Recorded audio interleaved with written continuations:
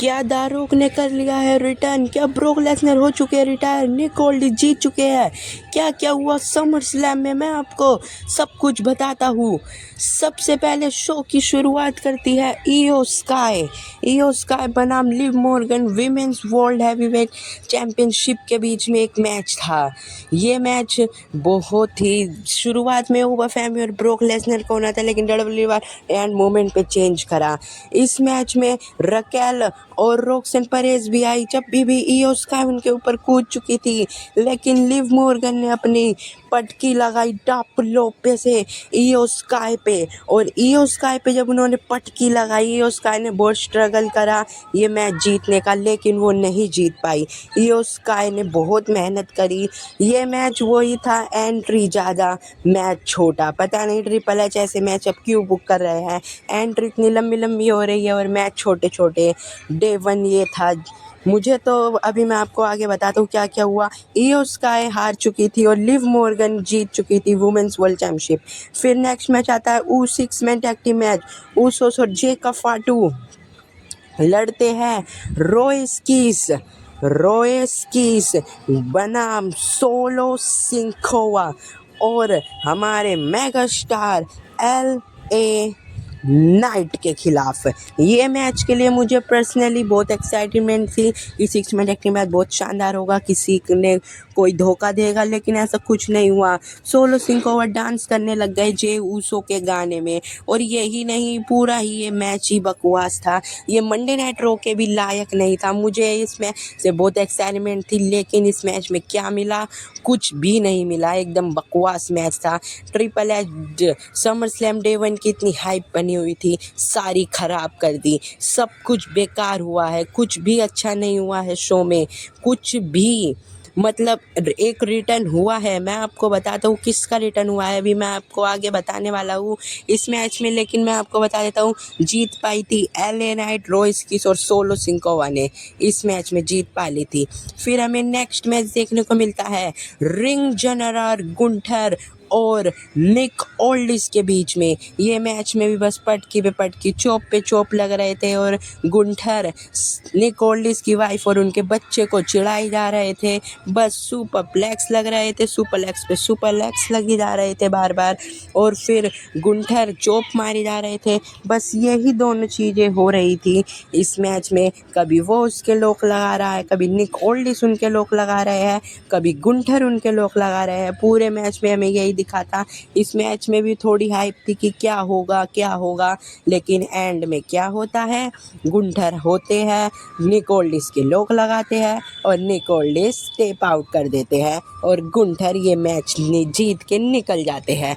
गुंठर ये मैच जीत चुके हैं। उनके हार चल रही थी, हार की स्ट्रीक, वो हार ही जा रहे थे कोडी रोज से, बट अब उन्होंने अपनी स्ट्रीक एक बार और बनाने की कोशिश जारी है। फिर निक ओल्डिस रिंग में अपनी फैमिली के साथ सेलिब्रेट करते हैं। वहाँ पर उनकी वाइफ और उनके बच्चा आता है और वो एक दूसरे के साथ सेलिब्रेशन करते हैं। फिर हमें नेक्स्ट मैच देखने को मिलता है एक और 6 man tag team match. Fatal influence लड़ती है निक्की बेला, ब्री बेला और पेज से। ये तो पता ही था कि निक्की बेला धोखा देने वाली है और वो यूएस के बारे में मैं ज़्यादा बात नहीं करूँगा। मैच फेटल इन्फ्लुएंस जीत जाती है। फिर उसके बाद क्या होता है? निक्की बेला सिर्फ एक पंच मारती है, सिर्फ एक पंच में ही पेज को गिरा देते हैं। फिर होता क्या है? दोनों बहनें सिर्फ निक्की बेला उनका मुंह पकड़ के जोर सा उनको खींचती है ऐसे, फिर उनके लात मारते हैं, फिर बस चले जाते हैं। इतना सा, मतलब मिशन मैन के टाइम में कितना कड़ाकेदार टीम टूटती थी और अब के टाइम में बस एक क्रॉस लाइन हो गई और मुंह खींच के लात हो गया। बताओ, ये होता है आज। क्या हुआ था इस मैच में? भी कुछ भी खास नहीं था, ऐसे WWE वाले दिखा रहे थे। फिर हमें नेक्स्ट मैच देखने को मिलता है, ये मेन इवेंट था, लेकिन WWE वाले ने एंड मौके पे चेंज कर दिया, ब्रोक और ओबा का कर दिया। CM पुंक आते हैं। पहले ये रिंग में आते हैं लेकिन इनकी एंट्री ही नहीं बचती है, बाद में बचाते हैं, पता नहीं ऐसा क्यों होता है। आप मुझे बताइए कमेंट बॉक्स में। सीएम पुंक आते हैं एंट्रेंस के साथ, और कोडी रोड्स भैया, कोडी रोड्स तो 2024 से यही मार्क्स पहन के आ रहे हैं। 26 आ गया है, शायद अगली साल भी ये यही मार्क्स पहन के आएंगे। मैच की शुरुआत में कोडी रोड्स पहले उनके लोक लेते हैं, फिर कोडी रोड्स सीएम पुंक पर सुसाइड डायल भी लगाते हैं, और फिर सुसाइड डायल के बाद वो कूदने जा रहे थे तो सीएम पुंक कोडी रोड्स की लात मार देते हैं ज़ोर से। और आप देख सकते हैं ये फ़ोटो कितनी शानदार है, कैसे लात पड़ी है कोडी रोड्स के, कितना दर्द हुआ होगा आप यहाँ पर समझ सकते हैं देख के कोडी रोड्स। फिर कोडी रोड्स अपना क्रॉस रोड मारते हैं सीएम पुंक पे कवर करते हैं, लेकिन सीएम पुंक टेक आउट कर देते हैं, क्योंकि ये मैच अभी अभी हुआ था तो सबको ही पता था कि टेक आउट कर देंगे। लेकिन फिर दोनों एक दूसरे के 25 पे 25 मार रहे थे एक दूसरे पे, और बैक जो सुपरस्टार हुआ है वो इसी मैच में हुआ है। मैं आपको बताता हूँ कौन बैक हुआ है, अभी मैं आपको आगे बताने वाला हूँ कि इस मैच में किसका रिटर्न हुआ है किसका नहीं हुआ। फिर सीएम पुंक को कोडी रोड्स क्रॉस रोड मार के पिन करते हैं 1-2, लेकिन सीएम पुंक कर देते हैं टेक आउट, और कोडी रोड्स टाइटल नहीं जीत पाते हैं। अगर कोडी रोड्स इसमें जीत जाते तो कोडी रोड्स को बहुत हेट मिलती, मैं आपको बता रहा हूँ, बहुत की बहुत। जैसे हमने सैमी ज़ेन का टाइटल रेन देखा, बहुत कम ऐसे सीएम पुंक का भी देखते। फिर हमारे कोडी रोड्स अनाउंसमेंट टेबल साफ करते हैं सीएम पुंक को मारने के लिए, लेकिन सीएम पुंक को पे कूदना ही अच्छा लग रहा है। पहले हमने देखा था अनरियल में उन्होंने बहुत प्रैक्टिस करी थी, और अभी भी वो उन्होंने अनाउंसमेंट टेबल पे कूदे, लेकिन कोडी रोड्स हट चुके थे, इसीलिए सीएम पुंक के ही लग गई थी। फिर कोडी रोड्स सीएम पुंक कैसे न कैसे करके जीटीएस मार देते हैं, कोडी रोड्स को कवर करते हैं लेकिन टेक आउट कर देते हैं, और आप देखिए ये अनाउंसमेंट टेबल पे चकनाचूर हो जाते हैं। मैं आपको ये आगे फ़ोटो दिखाना भूल गया था, माफ़ी चाहता हूँ। आप यहाँ पर देख सकते हैं कैसे बिखरे हुए हैं सीएम पुंक, ऊपर से कूदे थे और ये हालत हो गई है। रेसलमेनिया में भी वो कूदे थे, अब वो बूढ़े हो चुके हैं, उनको इतना रिक्सी मूव नहीं करना चाहिए। आपको क्या लगता है कमेंट बॉक्स में ज़रूर बताएं। फिर रिटर्न होता है रेंडी ऑर्टन का। ये रेंडी ऑर्टन आते हैं, बस एक आरक्यू मार के चले जाते हैं और सीएम पुंक जीटीएस मार के मैच को निकाल लेते हैं। ऐसा नहीं होना चाहिए था, रेंडी ऑर्टन को और भी मारना चाहिए था। सिर्फ एक आरक्यू मारा, फिर दिखा ही नहीं रेंडी ऑर्टन कहाँ है कहाँ नहीं, बस एक आरक्यू मार के निकल पड़े। अगर मिस्टर मैकमैन के टाइम में होता तो अभी तक हमें रेंडी ऑर्टन देख को मिलते, बहुत मारते वो कोडी रोड्स को। और फिर हमें शो का मेन इवेंट देखने को मिलता है, समर स्लैम नाइट 1 का मेन इवेंट, जिसमें एंट्री करते हैं पहले ओबा फेमी और the beast Brock Lesnar.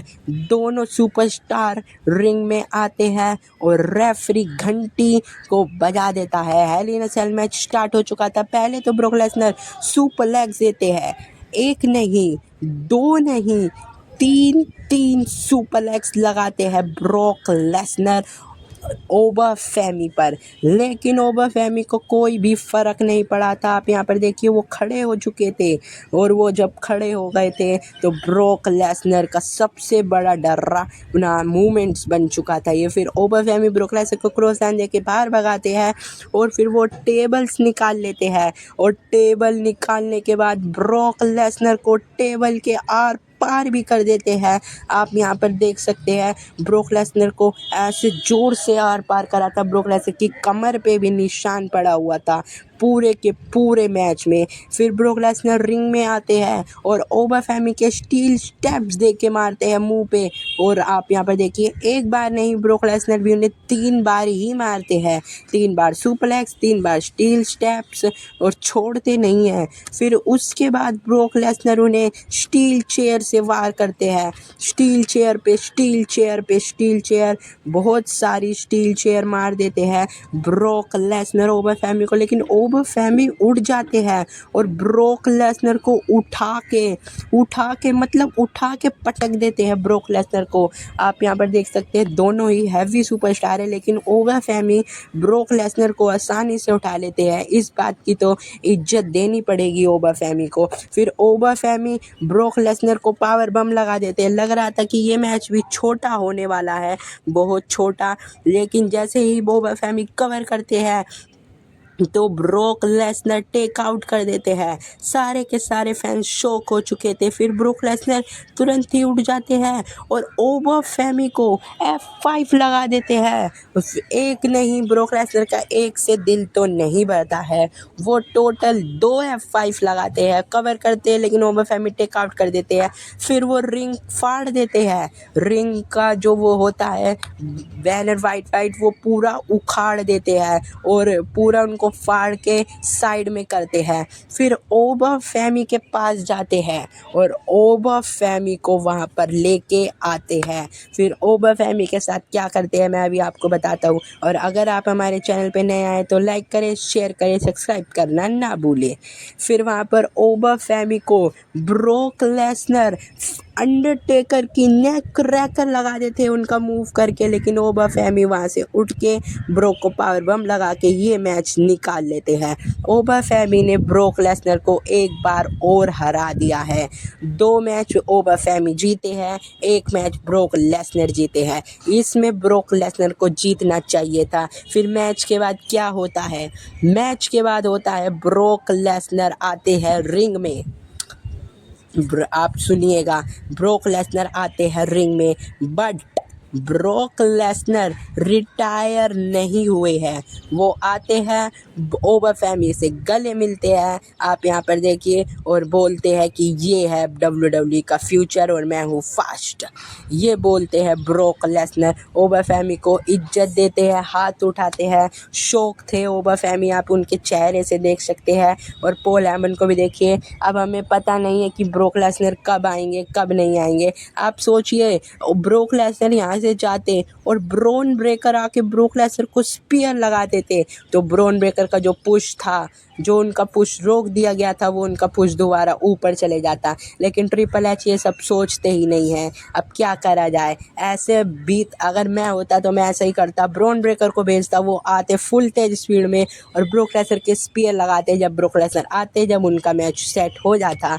But ऐसा कुछ नहीं हुआ, ब्रोन ब्रेकर आए नहीं, बिजन आए नहीं, सिर्फ सिंपल नाइट 1 की एंडिंग हमें दिखाई गई। ये देखना है कि अब नाइट 2 में क्या करेगी WWE। क्या नाइट 2 में भी हमें ऐसा ही कुछ देखने मिलने वाला है? ये तो हमें वक्त ही बताएगा। ये था गाइस समर स्लैम का नाइट 1 का रिव्यू वीडियो। Bye bye.